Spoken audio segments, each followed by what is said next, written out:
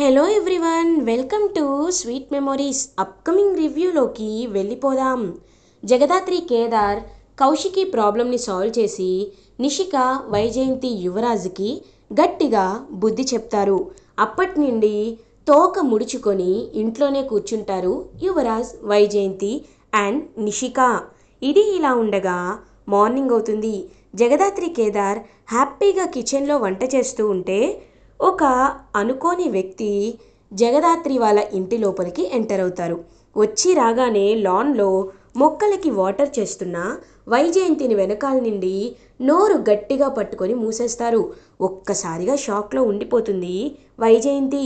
అదంతా దూరం నుండి చూస్తున్న జగదాత్రి కేదార్ షాక్ అయిపోయి ఇంకా పరుగు పరుగున అక్కడికి వెళ్తారు.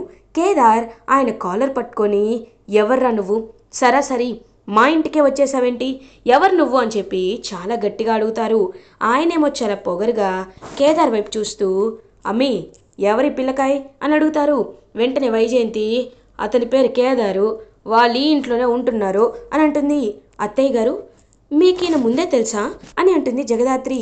ఎందుకు తెలీదమ్మీ, ఆయన మా అన్నయ్య చెన్నకేశవ అని అంటుంది. ఒక్కసారిగా షాక్లో ఉండిపోతారు కేదార్. సారీ మావయ్య, నేను చూసుకోలేదు, నాకు మీరెవరో తెలియక మా పిన్నిని ఏదో కిడ్నాప్ చేయడానికి వచ్చారేమోనని చాలా మిస్అండర్స్టాండ్ చేసుకున్నాను, సారీ అని అంటారు. ఏయ్, నువ్వు నాన్న మామ అని పిలవడం ఏంది, అసలు ఎవరు నువ్వు అనేసరికి, అదే మన కోడలు నిషి ఉంది కదా, తన అక్క జగదాత్రి తోడల్లుడు కేదార్ అని కావాలని ఏదో బయట వ్యక్తిని పరిచయం చేసినట్టు పరిచయం చేస్తారు. అప్పుడే ఇంకా సుధాకర్, కౌశికి కూడా చూస్తారు. కేశవ్ మావయ్య, మీరొచ్చారా? ఇది నిజంగా చాలా షాకింగ్గా ఉండే న్యూస్. ఇది వింటుంటే నాకు చాలా హ్యాపీగా ఉంది. ఎలా ఉన్నారు మావయ్య, మీ చిత్తూరు ఎలా ఉంది అని అడుగుతుంది కౌశికి. చిత్తూరుకి ఏముందమ్మీ, బాగానే ఉంది, కానీ ఇక్కడ పరిస్థితులే అర్థం కావట్లా. ఒకసారేమో నా నిషిక ప్రెగ్నెంట్ అయిందని నాకు కబురు వచ్చింది, వచ్చేలోపే ప్రెగ్నెన్సీ లేదని చెప్పారు. ఇప్పుడేమో సుధాకర్ బావేమో ఇలా యాక్సిడెంట్ అయి కూర్చున్నాడు. అసలు ఏం జరుగుతుందమ్మీ ఇక్కడ అని అడుగుతారు. తలరాత, ఏం చేస్తాంలే అని అంటారు సుధాకర్. ఏంది బావా, నువ్వు ఈ మధ్య కొంచెం గ్లామర్ పెరిగినట్టున్నావే అని అంటాడు. అవునవును, మీ చెల్లెల్ని చేసుకున్నాక చాలా గ్లామర్ పెరిగిపోయాను, శోభన్ బాబులా ఉండేవాడిని సంపూర్ణేష్ బాబుని అయిపోయాను అనేసరికి అందరూ ఇంకా నవ్వుతూ ఉంటారనమాట. అవునులే, బావకి జోకులు ఎప్పటి నుండో చాలా ఎక్కువే. అమ్మి, ఇదిగో ఇవి తీసుకెళ్ళి లోపల పెట్టు, నీకు చాలా మంచిది. యువరాజ్, నీకోసం కూడా బంగారు చైన్ చేయించాను, తీసుకోరా అని చెప్పి ఇంకా అందరికీ అన్నీ ఇస్తూ ఉంటారు. జగదాత్రి వాళ్ళు సడన్గా, ఈయన ఎందుకు ఇలా వచ్చారు, అసలు ఏం జరుగుతుంది, నాకేమీ అర్థం కావటం లేదే. జగదాత్రి వైపు చెన్నకేశవ చూస్తూ, ఆయన ఈ అమ్మి వాళ్ళు ఈ ఇంట్లో ఎందుకుంటున్నారు, యువరాజ్ తోడల్లుడైతే వాళ్ళకు వేరే ఇల్లు కదా ఉండాలి, ఈ ఇంట్లో ఎందుకుంటున్నారు అని అడుగుతారు. ఎందుకు అంటే వాళ్ళు అది అని చెప్పి కౌశికి ఆలోచిస్తూ ఉంటుంది. అప్పుడే వైజయంతి, అన్న నువ్వు ముందు లోపలికి రా, నేను నీకు జరిగిందంత తర్వాత చెప్తాను కానీ అని చెప్పి లోపలికి తీసుకువెళ్ళిపోతుంది. ఆ కేదార్ గాడు ఎవడో కాదు, సుహాసిని కొడుకు, కాబట్టి నిన్ను పిలిపించాను అని అంటారు. ఏంది, 25 ఏళ్ల క్రితం మనం చంపేసిన ఆ సుహాసిని కొడుకా వీడు అని అంటారు. అవును, వచ్చొచ్చి మళ్ళీ ఈ ఇంట్లోనే తగలబడ్డాడు, నాకు అది నచ్చట్లేదు, అందుకే ఏం చేయాలో కూడా అర్థం కాక నిన్ను పిలిపించానన్నా. వాళ్ళిద్దరినీ శాశ్వతంగా బయటికి పంపేస్తావో లేకపోతే చంపేస్తావో నీ ఇష్టం అని అంటుంది. నేను అదే ఆలోచిస్తున్నాను, వాళ్ళు ఎలాంటి వాళ్ళో ముందు తెలుసుకొని దాని తర్వాత చేస్తానని చెప్పి ఇంకా అలా అక్కడి నుండి వెళ్ళి జగదాత్రి దగ్గరికి వెళ్తారు. బాబాయ్ గారు, మీరు కాఫీ తాగుతారా అని అడుగుతారు. లేదమ్మీ, నాకు మనుషుల రక్తం తాగడం అలవాటు అని అంటారు. ఒక్కసారిగా షాక్లో ఉండిపోతుంది. వెంటనే జగదాత్రి, మీరు ఏం మాట్లాడుతున్నారో నాకు అర్థం కావటం లేదు, మీరు కరెక్ట్గా చెప్తారా అని అంటారు. నువ్వు ఆ అబ్బాయి ఆ అబ్బి భార్యవే కదా, నీకు చెప్పినా వాడికి చెప్పినా ఒకటే, ఈ ఇంట్లో మీరు ఉండకుండా మీ దారిని మీరు వెళ్తే ప్రాణాలైనా మిగులుతాయి, లేదు మేము ఈ ఇంట్లోనే ఉంటాము అని అనుకున్నారనుకో, మీ ప్రాణాలు పోవడం చాలా ఈజీ. అది నేను తీయచ్చు, ఎవరైనా తీయచ్చు, మీరు స్కూల్కి వెళ్తున్నప్పుడు లారీ అయినా తీయచ్చు, తిరిగి ఇంటికి వచ్చేటప్పుడు కార్ అయినా తీయచ్చు, సడన్గా కొంతమంది దుండగులు అటాక్ అయినా చేయొచ్చు, ఏదైనా అవ్వచ్చు.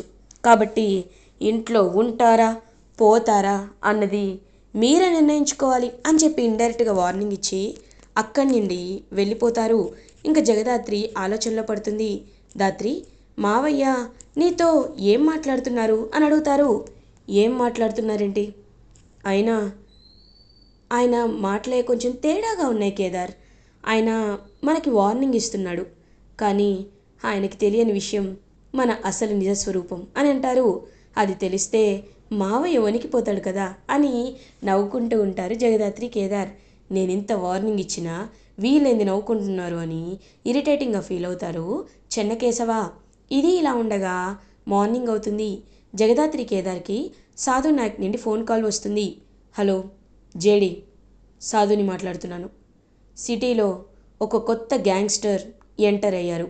వాళ్ళ పని ఏంటంటే మధ్య వయసు అంటే 45-50 ఏజ్ ఉన్న వాళ్ళని కిడ్నాప్ చేయడం, వాళ్ళకి తీసుకువెళ్ళడం, వాళ్ళ బాడీలో ఏ పార్ట్ యాక్టివ్గా ఉందో అంటే లివర్, హార్ట్, అలాంటి కిడ్నీ తీసి మళ్ళీ పంపించేయడం, కళ్ళు తిరిగి పడిపోయినట్టు నటించి వాళ్ళని ఇంటికి తీసుకువెళ్ళడం.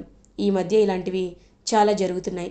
కాబట్టి అలాంటి గ్యాంగ్స్టర్ మన సిటీని ఏమీ చేయకుండా ఉండడానికి మీరే తీసుకోవాలి అని అంటారు. ఖచ్చితంగా చేస్తాను సార్ అని చెప్పి, ఓకే సార్ మేము ఇప్పుడే బయలుదేరుతున్నాం అని జగదాత్రి కేదారిద్దరూ బయలుదేరుతూ ఉంటారు. ఏయ్ ఎక్కడికే అని అంటుంది నిషిక కౌశికి. నిషిక, ఎందుకు తనపై అరుస్తున్నావు?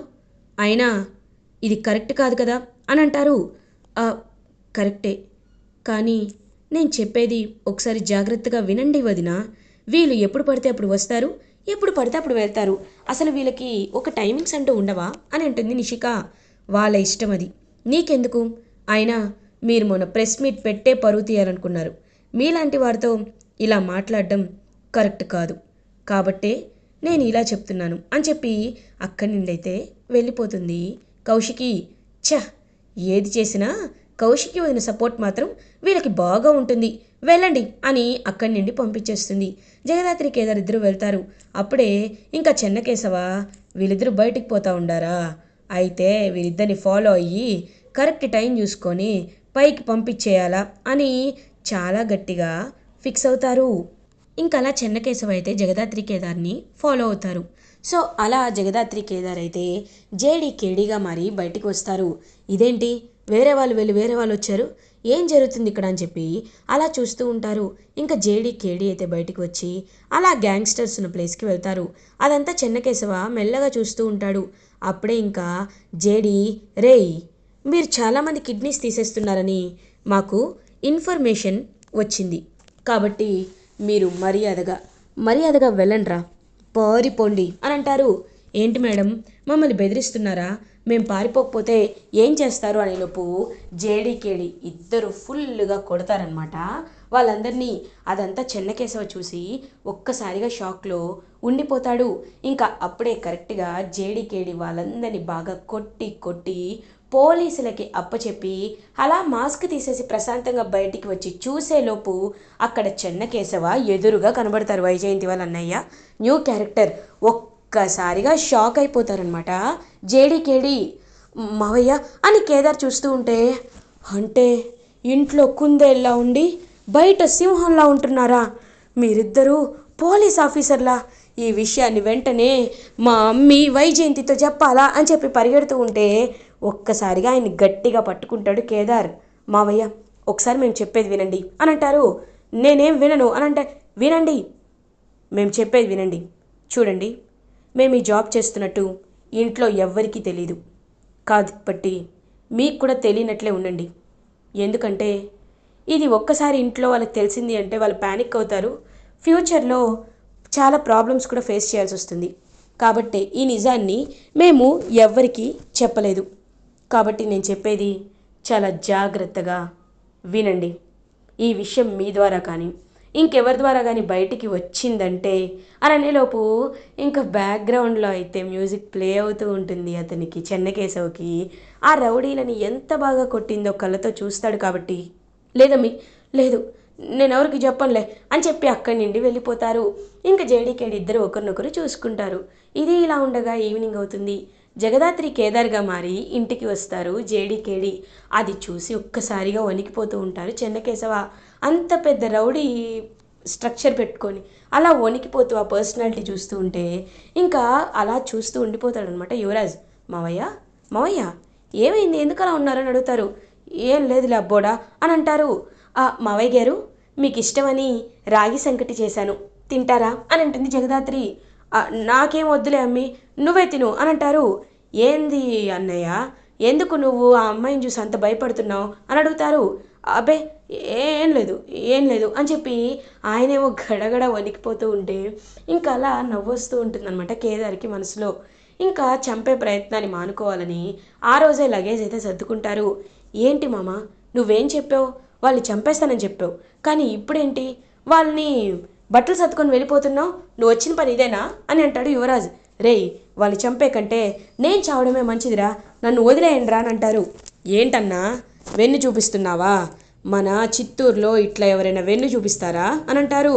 కరెక్టే అమ్మి, కానీ ఇక్కడ చూపించక తప్పదు, నన్ను వదిలేయండి అని అక్కడి నుండి వెళ్ళిపోతూ ఉంటే మావయ్య గారు ఆగండి, ఎక్కడికి వెళ్తున్నారు మీరు, ఎందుకంత భయపడుతున్నారు, మీరు ఎక్కడికి వెళ్ళాల్సిన అవసరం లేదు మావయ్య గారు, మీరు ఇక్కడే ఉండండి అని జగదాత్రి కేదార్ ఇద్దరు ఎదురుపడి చెప్తారు. ఇంకా ఆయన సైలెంట్గా ఉండిపోతాడు. ఇది ఇలా ఉండగా నెక్స్ట్ డే మార్నింగ్ అవుతుంది. జగదాత్రి, అవును వదిన ఏంటి, ఎప్పుడు మార్నింగ్ ఎర్లీ మార్నింగే లేస్తారు కదా, ఇప్పుడేంటి వదిన అసలు కనిపించట్లేదని చెప్పి వదిన అని రూమ్లోకి వెళ్ళి చూసేసరికి చాలా డీప్గా మొత్తం రూమ్ అంతా మెస్సీగా ఉండి నిద్రపోతూ ఉంటారు. ఒక్కసారిగా షాక్ అయిపోతుంది. వెంటనే జగదాత్రి, వదిన, ఏంటి వదిన ఇదంతా అని అడుగుతుంది. ఏం లేదు దాత్రి, సివిల్ సైట్ కన్స్ట్రక్షన్కి సంబంధించి సైట్ డీటెయిల్స్ అన్ని చూస్తున్నాను, తెలియకుండా నిద్ర వచ్చేసింది అని అంటారు. అయ్యో వదిన, మీరు న్యూస్ ఛానల్ చూసుకుంటున్నారు, ఇప్పుడు ఈ సివిల్ కన్స్ట్రక్షన్ బిజినెస్ కూడా మీరు చూసుకుంటుంటే స్ట్రెస్ ఎక్కువ అవుతుంది కదా, అందుకే ఇలా జరిగినట్టుంది, మీరు కాస్త రిలాక్స్ అవ్వండి వదిన అని అంటుంది. పర్లేదు దాత్రి, నేను రిలాక్స్ అవ్వలేను, ఇప్పుడు నాకు చాలా పనులున్నాయి అని అంటుంటే కేదార్ వస్తాడు. అక్క, ఒక్కదానివే స్ట్రెస్ తీసుకోవడం ఎందుకు అక్క, అది అనేలోపు యువరాజ్కి ఇవ్వమంటావా, ఇవ్వలేను కదా, వాడికి బాధ్యతలు ఇస్తే ఏం జరుగుతుందో నాకు తెలుసు కదా, అందుకే నేను ఇవ్వలేక సైలెంట్గా ఉన్నాను అని అంటుంది కౌశికి. నిజమే వదిన, కానీ అననేలోపు కేదార్ వైపు చూస్తూ ఉంటారు.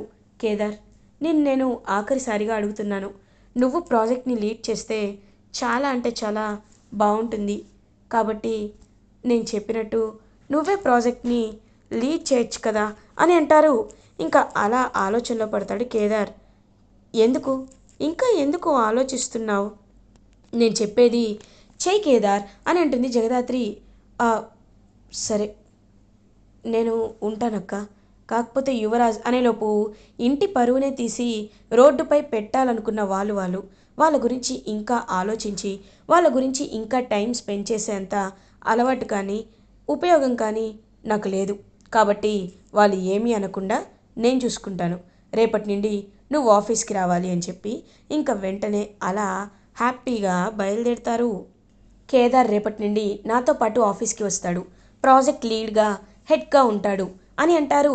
యువరాజ్ పైకి లేవబోతుంటే, చూడు యువరాజ్, నువ్వు లేవాలి అని అనుకోవద్దు, ఎందుకంటే నీకు అర్హత కూడా లేదు, ఇంటి పరువుని బయటపెట్టిన నీలాంటి వాడికి నేను ఖచ్చితంగా ఇవ్వాలి అని అనుకోవటం లేదు ఇలాంటి పోస్ట్ అనేది, నువ్వు బయలుదేరు, నువ్వురా అని చెప్పి ఇంకా అలా వెంటనే చెప్పేస్తారనమాట యువరాజ్తో మొహం మీద. ఇంకా కేదార్, కౌశికి అండ్ జగదాత్రి ముగ్గురు బయలుదేరుతూ ఉంటే అదంతా చూసి వైజయంతి వచ్చి చాలా జెలస్గా ఫీల్ అవుతారు. అన్న, నువ్వే వీళ్ళని ఎలా అయినా ఖచ్చితంగా వీళ్ళని పైకి పంపించాలన్నా అంటుంటే, వాళ్ళు పోలీస్ ఆఫీసర్లు అని తెలిస్తే మీరు పైకి పోతారు, ఆ విషయం మీకు చెప్పలేను అని ఇంకా మనసులో ఫీల్ అయిపోతూ ఉంటారు. అలా కౌశికి కేదార్ని ఆఫీస్కి అయితే తీసుకువెళ్తుంది. ఆఫీస్లో కేదార్ అందరికీ పరిచయం చేసుకుంటారు. మీ అందరికీ తెలుసు, నేను ఈ ఫీల్డ్కి కొత్త, కానీ మీ అందరి ఆలోచనలు కూడా నేను తీసుకుంటాను, నేను ఈగోకి వెళ్ళను, మీరు ఏం చెప్పాలనుకున్నా ఫ్రీగా చెప్పచ్చు, నాకు నేర్పించచ్చు అని ఇంకా కేదార్ చాలా open minded and down to the earth లాగా హ్యాపీగా గ్రౌండెడ్ నేచర్తో ఉంటాడు. అదంతా చూస్తూ కౌశికి చాలా అంటే చాలా హ్యాపీగా ఫీల్ అవుతుంది. ఇలా ఎపిసోడ్ ఎండ్ అవుతుంది. ఫర్దర్ ఎపిసోడ్ రివ్యూస్ ముందుగా మీకు కావాలి అనుకుంటే మా ఛానల్ని సబ్స్క్రైబ్ చేసుకోండి. Thanks for watching.